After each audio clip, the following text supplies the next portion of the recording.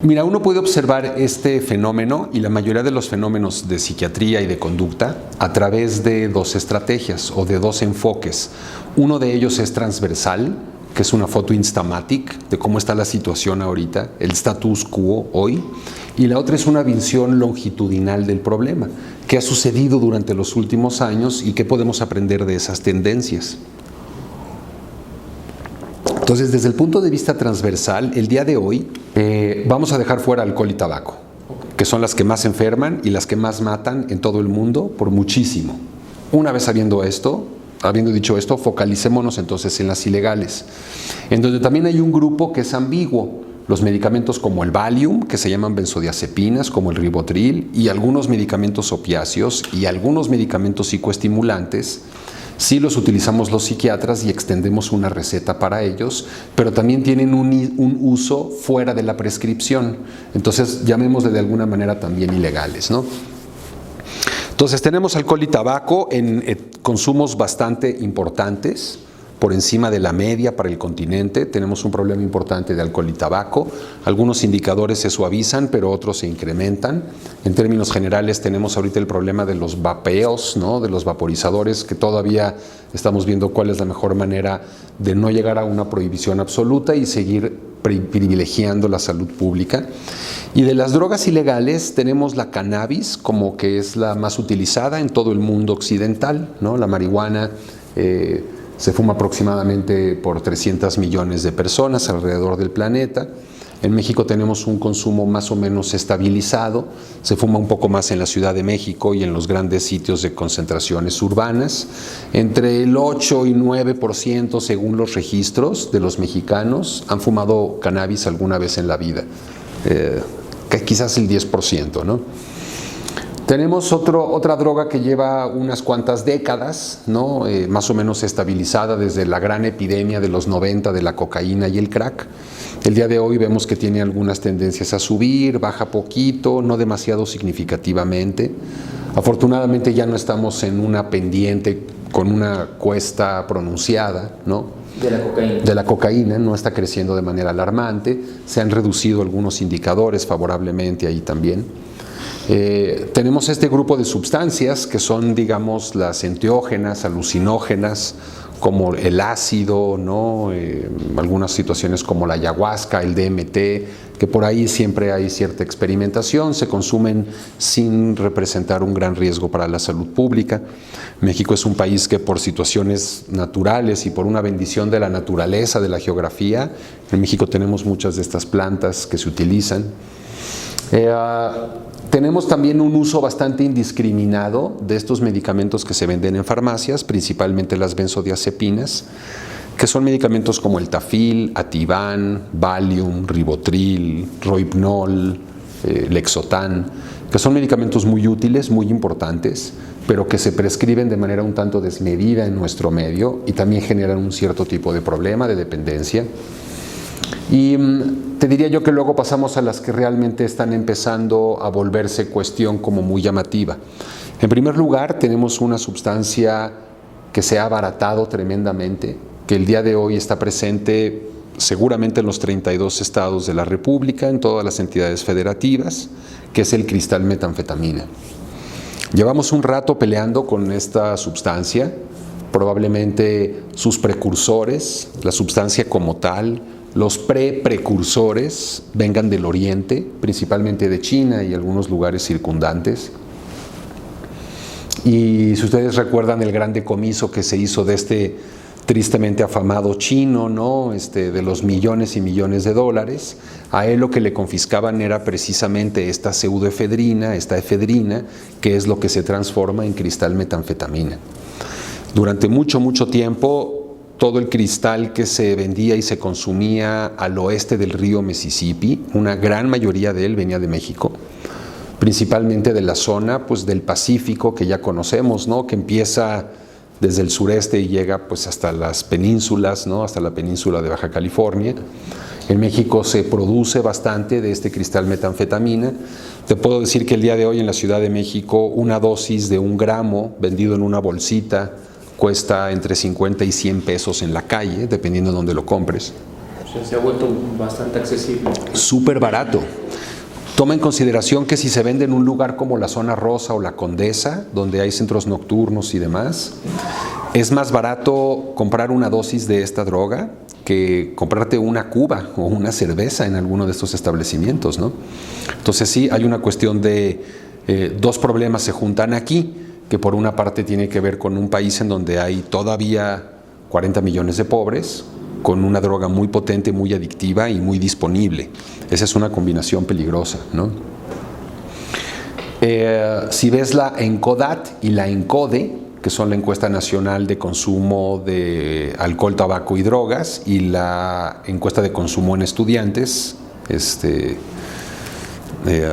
así por orden como te las menciono, sí es de manera muy pronunciada, ¿no? El cómo hay más personas que han entrado en contacto con el cristal.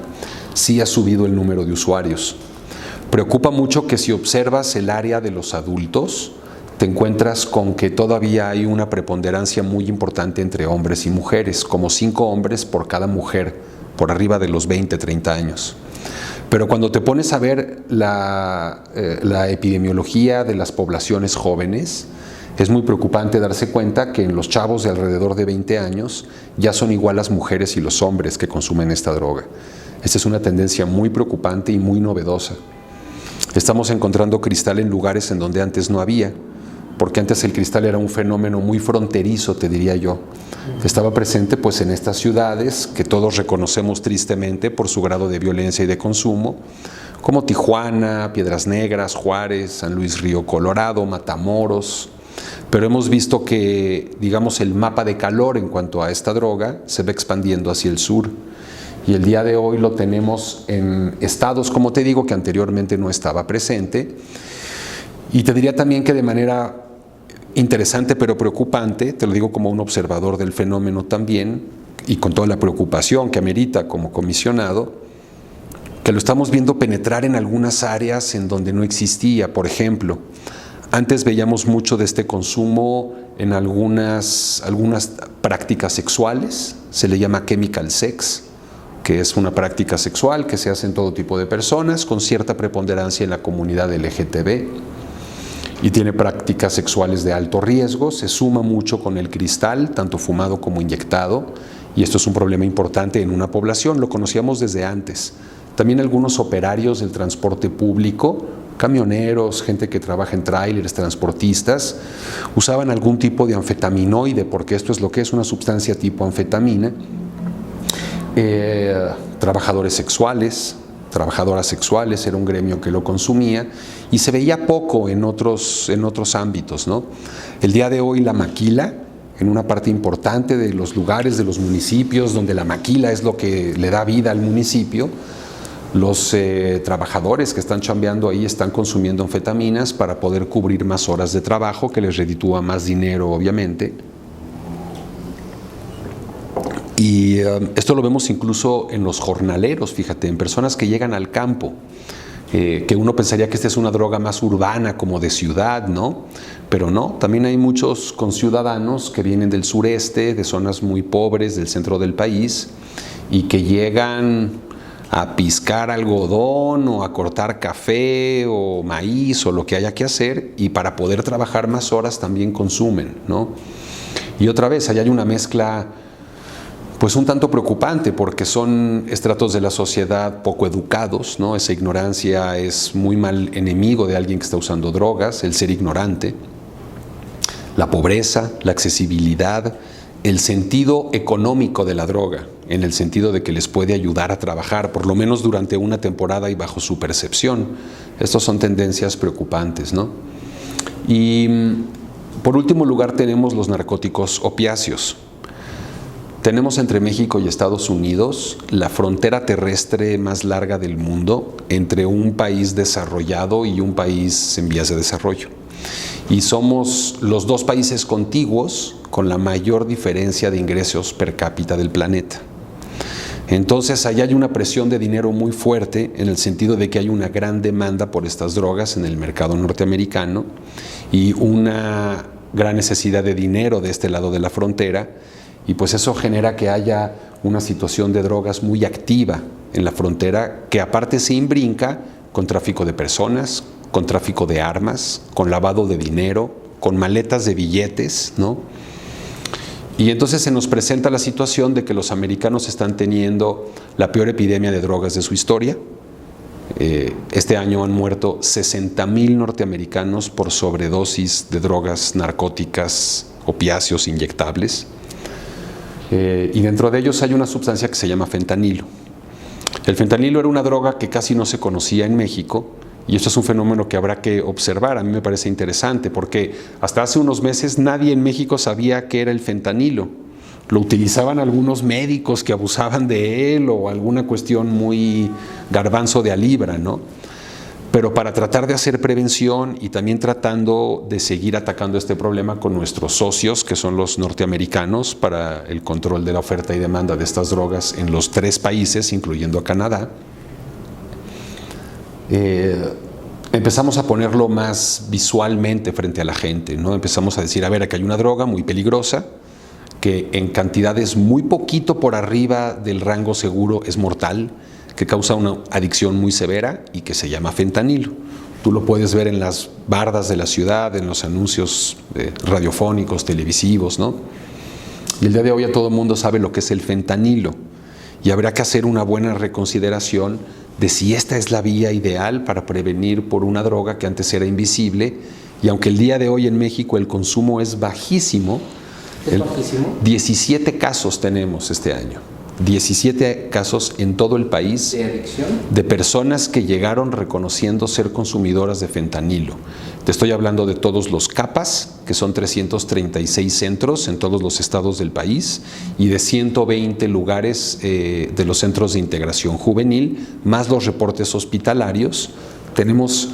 Es mayor el número de usuarios de heroína, y probablemente algunos de ellos, sin saberlos, se aplicaron fentanilo porque venía en la heroína que ellos adquirieron. Pero gente que llegó a un lugar a decir, vengo porque soy adicto al fentanilo, hubieron 17 en todo el país. Te voy a decir algo, esa es una situación difícil de trabajar porque estamos tratando en hacer más fuerte el vínculo que hay entre el CEMEFO y el INEGI, que son los que llevan el registro de las defunciones, y cómo lo vinculamos directamente a la sobredosis de drogas. Lo ideal sería, y perdón por hablar de detalles un tanto necrópsicos aquí, ¿no? Pero lo ideal sería que cualquier persona que llegara al servicio médico forense se le tomara una muestra de productos biológicos para ver si había consumido alguna sustancia, ¿no? Esto no se hace. Y te quiero recordar que algunos asuntos que no están directamente relacionados pues con el quehacer de la CONADIC, por ejemplo, los seguros de vida y los seguros de gastos médicos sí toman en mucha consideración las causas de los decesos y los accidentes. Y si se reporta que hay drogas de por medio, pues yo supongo que en algunas primas, en algunas cláusulas, sí puede tener un efecto contraproducente para el beneficiario, ¿no? Entonces, ahí tenemos una fuente de información que no está bien depurada, que ya la tenemos en la mira, que va a ser parte del nuevo Gran Observatorio Nacional de Drogas en México, y que sí es muy importante poder contabilizar realmente el número de decesos del país, que no debe de ser tan difícil, porque el certificado de defunción, que lo tiene que elaborar un médico, es un documento crítico, infalsificable, ¿no? Y de ahí nosotros podemos obtener mucho data, nada más que se necesita capacitar bien en todos los servicios médicos forenses, en los municipios, en los lugares en donde se lleva a cabo esta parte, digamos, burocrática del procedimiento, para que puedan hacer una pesquisa proactiva de los casos que tienen que ver con droga.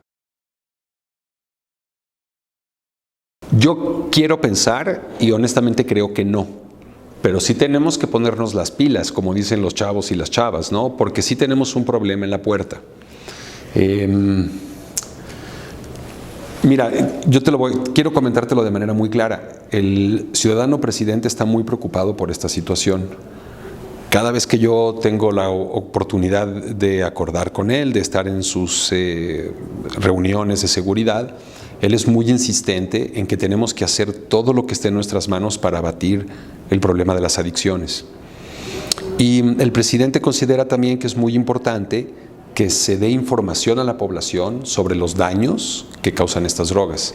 Y nosotros estamos de acuerdo y entonces hemos seguido su pauta. Pero sí te digo, estas son cosas que van sucediendo cuando uno hace camino al andar. Nunca antes en el mundo, te lo digo con todo conocimiento de causa, se había hecho una campaña tan comunitaria, tan difundida, tan contagiosa, tan socorrida, tan pedida por cada uno de los integrantes de las comunidades como la campaña Juntos por la Paz, que es parte de la gran estrategia para la prevención de las adicciones, de la EMPA, ¿no? Entonces, yo creo que los dados siguen rodando. Queremos ver qué va a pasar con esta campaña masiva de información de una droga que anteriormente no existía. No existía tampoco en el imaginario de la gente, y esa es la parte de la que yo ahorita te quiero hacer mención, ¿no? Hasta donde yo sé, el día de hoy, todavía no hay personas, en las zonas en donde sabemos que se venden drogas, todavía no hay personas tocando la puerta diciendo, oye, córreme unos gramos de fentanilo. Yo creo que eso no existe todavía, pero sí ya se volvió como, por ahí hay una droga tipo heroína que es potentísima, y esto es un discurso de doble filo para los usuarios, porque por un lado le van a tener miedo y por otro lado esa potencia y esa agresividad precisamente también los van a volver atractivos. Entonces, sí, estamos ahorita buscando el punto de equilibrio entre informar, educar, psicoeducar a la población, es el término correcto, y no ser propagandísticos, ¿no?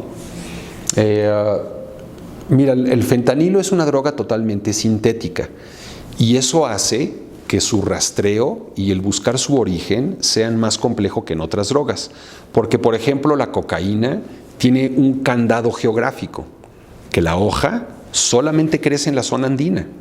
Se ha tratado de cultivar cocaína en otros países, pero nada más en la zona andina se produce este eritroxilon coca, así se llama la hoja, que tiene las características adecuadas para sacar el alcaloide de la cocaína de él. Entonces, si tú, por decirte algo, elevas las erradicaciones de cultivos, estrechas las fronteras, bla, bla, bla, probablemente puedas disminuir un poco la presencia de la cocaína en los mercados. Pero cuando hablas de insumos químicos que se pueden comprar por internet, que muchos de ellos no se pueden prohibir porque son indispensables para parte de la industria farmacéutica, de la cosmetología. Es más difícil ubicarlo.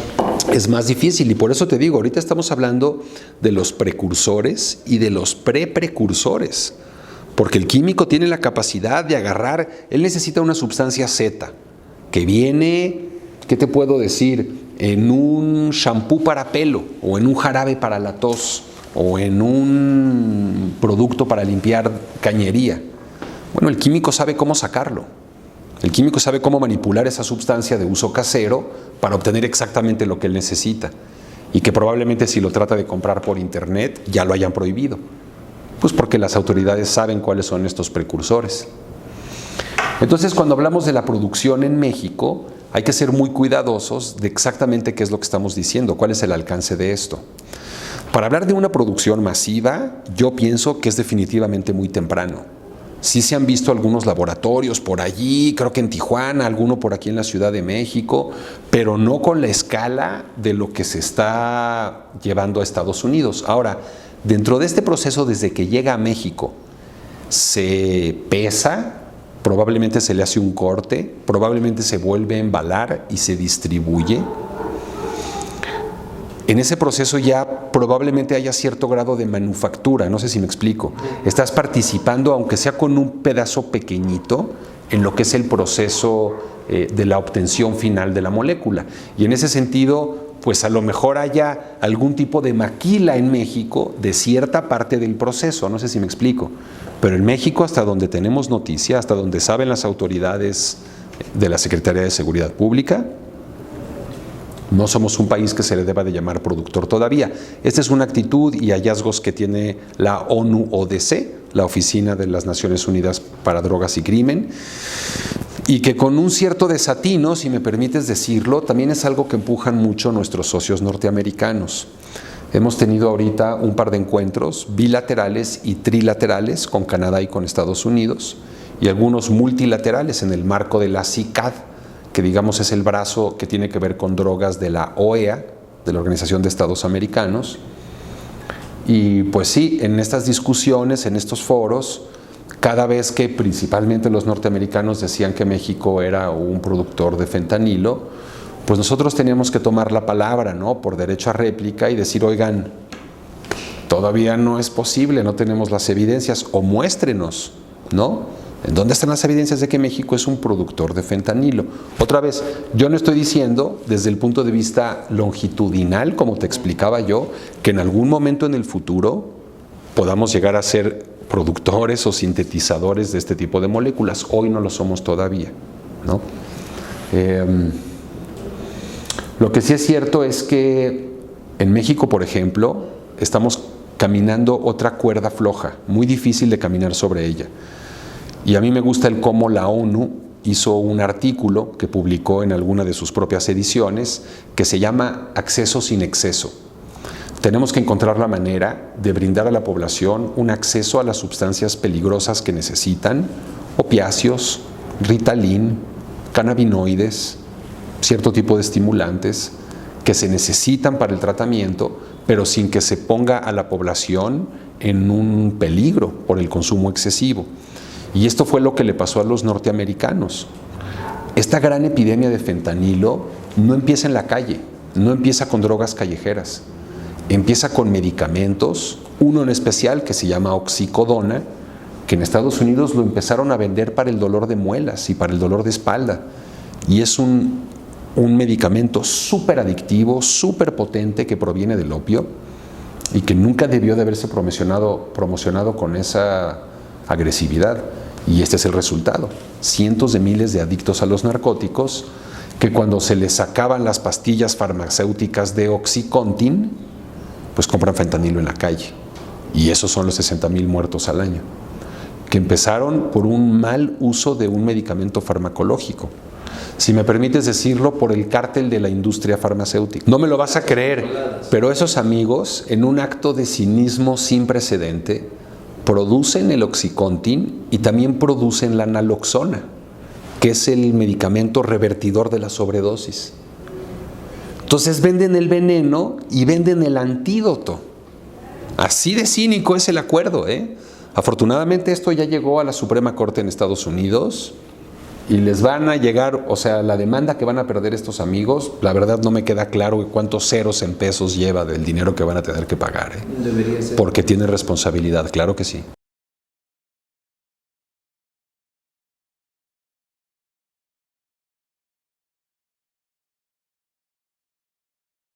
A ver, antes de contestar puntualmente a tu pregunta, sí debemos de considerar que este panorama es un panorama muy fluido, no está cristalizado. Y normalmente decimos que lo que está pasando hoy día en la calle, Va cambiando. en un año nos enteramos en los consultorios y en las salas de urgencia, ¿no? Lo que se está vendiendo hoy en Tepito y en Ecatepec y en Tijuana son las drogas que vamos a empezar a ver que aparecen en nuestros sistemas de radar dentro de 6 o 12 meses, ¿no? Claro. Entonces, esto es muy fluido cada vez de que se hace una nueva encuesta nacional, que quizás deberíamos hacerlas más frecuentemente. El problema es de que cuestan millones de pesos y por eso tenemos que escatimar también con el cuánto dinero le dedicamos a contar a los pacientes, porque también hay que tratarlos, ¿no? Entonces sí, como te decía yo, los lugares tradicionales habían sido las carreteras, algunos giros que tienen que ver con barman, bailarinas exóticas y todo lo que le rodea a la industria de los giros nocturnos. Y en la frontera, ¿no?, en esta línea de ciudades que es muy fácil de trazar, empieza en Matamoros y termina en Tijuana. Lo quiero decir sin hacer un juicio sumario, Sí, claro. porque seguro que hay ciudadanos en Matamoros y en Piedras Negras y en San Luis, claro, que son gente que paga sus impuestos y que son mexicanos orgullosos y que no pertenecen a ninguna actividad delictiva, sí las hay. Pero estos lugares siempre habían tenido cierta afección. Otro tipo de puntos específicos en donde ya tiene que ver un poco con cuestión más de turismo, de vacaciones, de turismo sexual, que también es una realidad en México, lugares como el corredor Cancún-Tulum o Acapulco o ciertas zonas del país en ese sentido. Hay una triada de estados, ¿no? Colima, Michoacán, Sinaloa, en donde desde hace mucho tiempo ya sabíamos que había cierta producción, ¿no? De las bandas de narcotráfico, de producción, ya desde hace mucho tiempo cocinaban, es el término de calle, este cristal. El día de hoy lo estamos viendo en la Ciudad de México, cada vez más.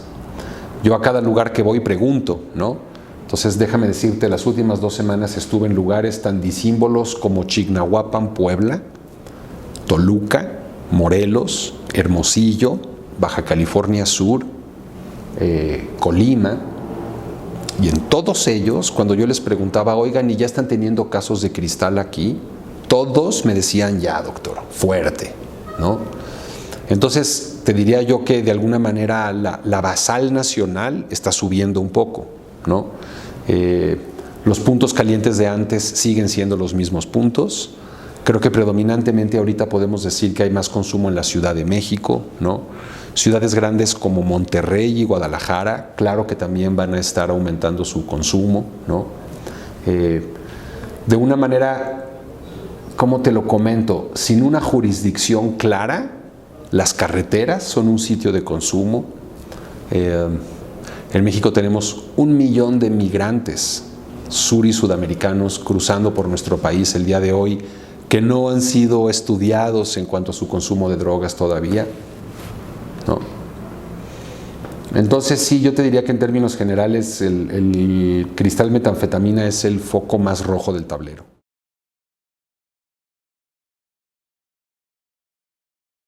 Qué grave, ¿no? Porque la respuesta es que no a todas las anteriores, ¿eh?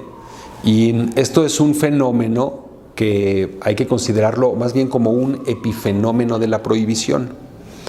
Cuando tú manejas estas sustancias en un esquema de prohibición absoluta, lo que haces es que el mercado esté totalmente en manos de la economía informal y el crimen organizado.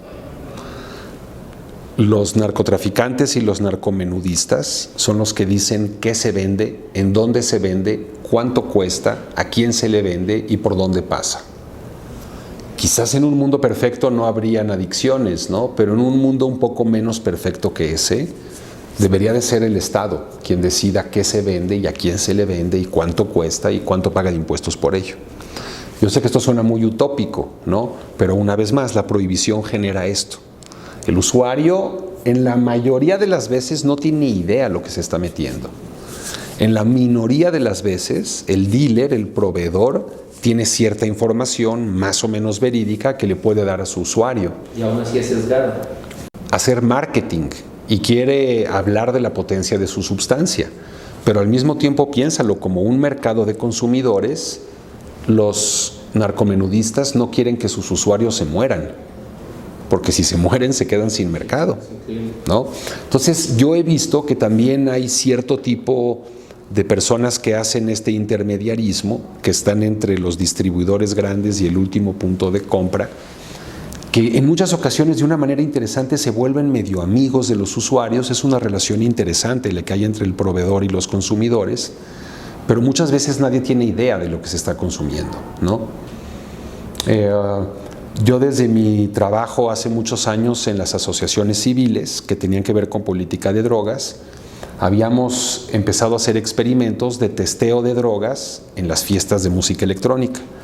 Y esto consiste en poner un escritorio pequeñito con una serie de reactivos químicos en donde tú pones un pedazo de la tableta o una gota de la sustancia que tengas, se mezcla con este reactivo y dependiendo del color que aparezca en esta reacción química, tú ya puedes saber qué droga tienes en ese alijo, ¿no? Y esta es una buena manera para que la gente sepa qué es lo que está consumiendo. Que no es suficiente, Claro, porque, estoy consumiendo puro éxtasis. Sí, eso ya lo sabemos, qué bueno que no tiene anfetamina, pero sigue sin ser muy buena idea que estés metiéndote tabletas de éxtasis. Sí es una medida de reducción del daño el que la gente conozca lo que consume.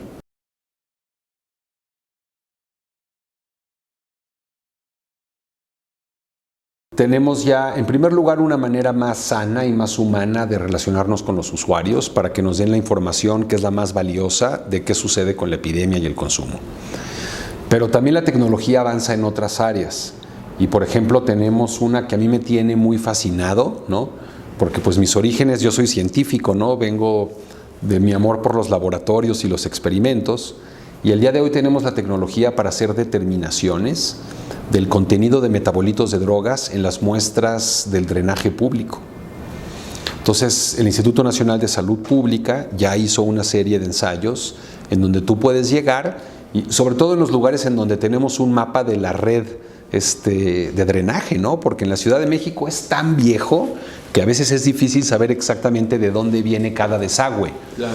Pero en lugares en donde sí tienes un mapa hidráulico, ¿no? De cómo sale el drenaje de las casas, de las escuelas, de las cárceles, tú puedes tomar una muestra de esa agua y saber exactamente qué es lo que están orinando las personas que están allí. Entonces, este es un semáforo de otro tipo, ¿no? Claro. Y está en vías de desarrollo. O sea, ¿se está haciendo este tipo de...? Ya se hizo una gran corrida, ¿no? Y, por ejemplo, ahí encontramos algunas trazas, quiero insistir en que son trazas, de metanfetamina o de fentanilo en lugares en donde no teníamos la menor idea que las íbamos a encontrar, por decirte algo. Que ni siquiera significa de que hay consumo, porque en este tipo de pruebas tenemos que considerar que también hay falsos positivos, ¿no? Que es como a veces la prueba, hay tantos desechos en los drenajes que a veces el reactivo químico puede hacer cosas raras. Confundirse, ¿no? Y a eso le llamamos falso positivo, ¿no?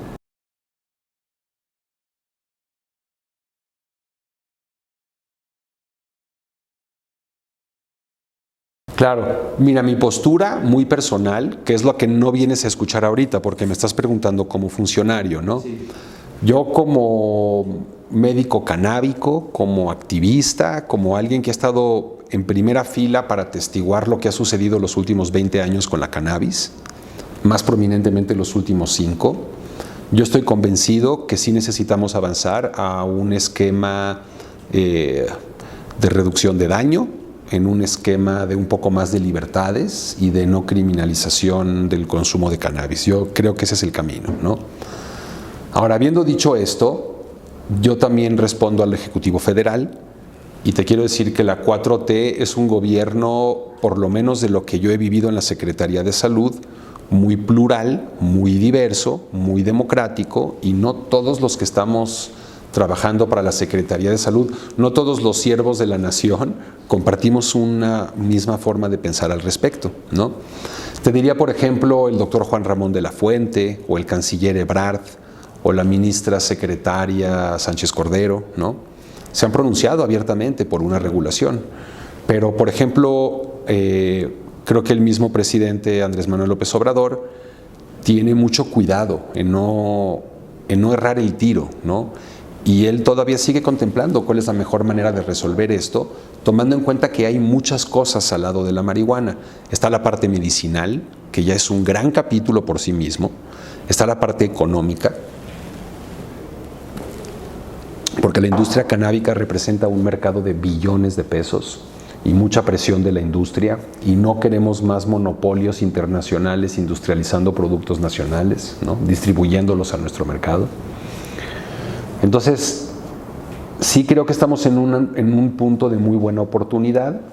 Están sucediendo muchas cosas. Algunas de ellas vendrán desde el legislativo. Ahorita está un poco fría, ¿no? La discusión en el Senado, en la Cámara de Diputados, se ha detenido, ya terminó la legislatura. No se está discutiendo en este momento en comisiones leyes para la cannabis, pero se va a hacer. Tenemos la opinión que viene desde el Ejecutivo Federal. Te diría, por ejemplo, un gran amigo y alguien a quien yo admiro mucho, el doctor Novelo. Él está muy en contra de la regulación de la cannabis. Con ADIC y COFEPRIS tenemos que trabajar muy mano a mano. Entonces estamos viendo de qué manera salimos con una regulación que la COFEPRIS considere que no va a dañar a la salud pública, ¿no?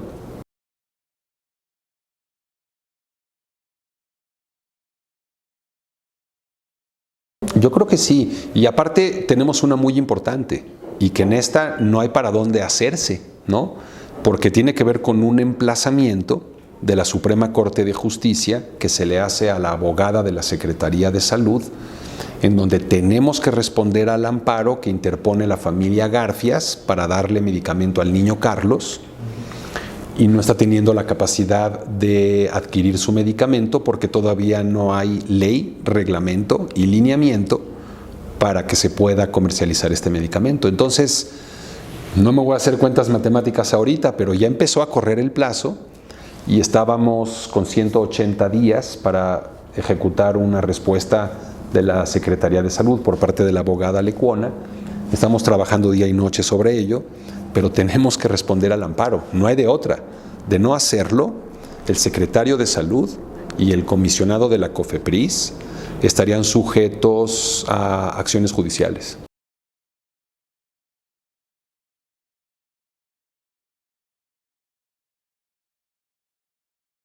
En México, si tú te pones a ver el dato crudo, ¿no? ¿Cuáles son las drogas que representan más costo para el horario? El erario, no el horario. Sin lugar a dudas son el alcohol y el tabaco. Por muchísimo, por muchísimo. La proporción de las demás drogas sí ha ido creciendo paulatinamente, ¿no? Hace 20 años, todas las demás drogas eran responsables del 5% de los fallecimientos directos por drogas en el país. Ahorita en el 2020 nos acercamos al 10%. Pero 90% de las dosis por sobredosis en el país son por lo que le llamamos aquí congestión alcohólica y a lo que los americanos le llaman alcohol poisoning, que es un envenenamiento por alcohol. Esa es la droga que más sobredosis mata a mexicanos.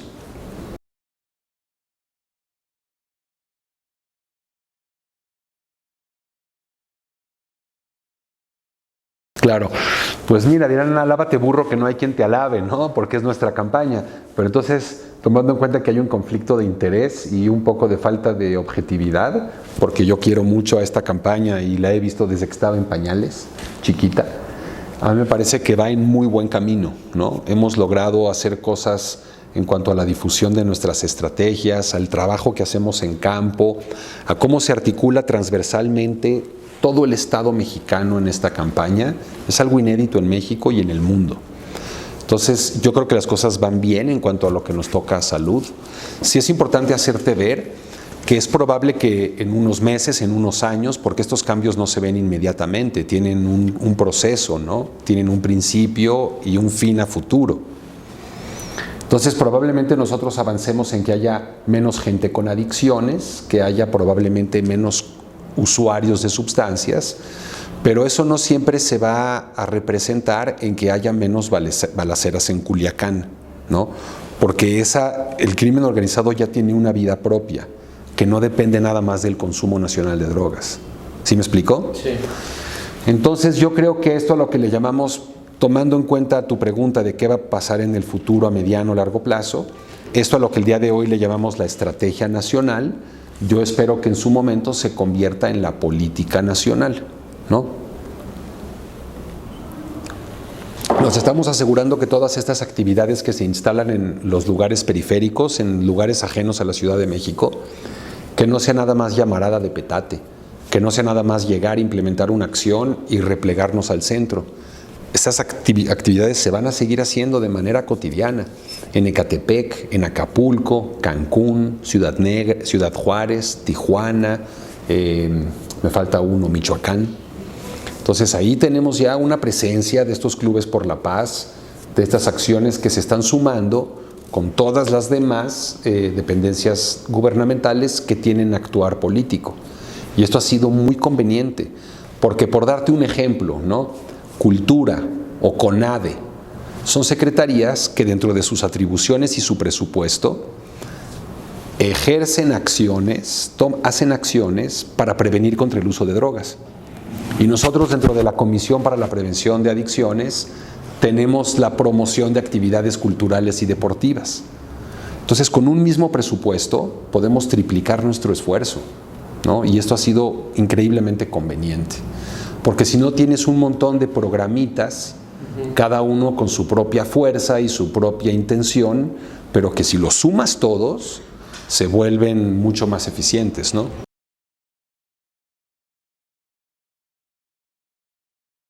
Mira, para cuestiones presupuestales, en el presupuesto que nosotros sometimos para este año, nos están quitando menos del 1%, ¿no? O sea, es muy poquita la diferencia y yo creo que se está quitando en cosas que está bien pensado. Por ejemplo, vamos a tener mucho menos dinero para hacer panfletos y trípticos orientadores, que tiene mucho sentido por la cuestión ecológica y porque la nueva generación ya no lee trípticos. Se va al internet y recibe ahí todo lo que está viendo y escuchando, ¿no? Entonces, yo pienso que parte de la estrategia, como lo ha hecho el presidente para muchas otras cosas, es tratar de fracturar un poco la estructura que estaba muy corrompida y muy endeble y luego tratar de inyectarle dinero, pero a un barril que no tiene agujeritos, porque si no es dinero bueno para acciones malas.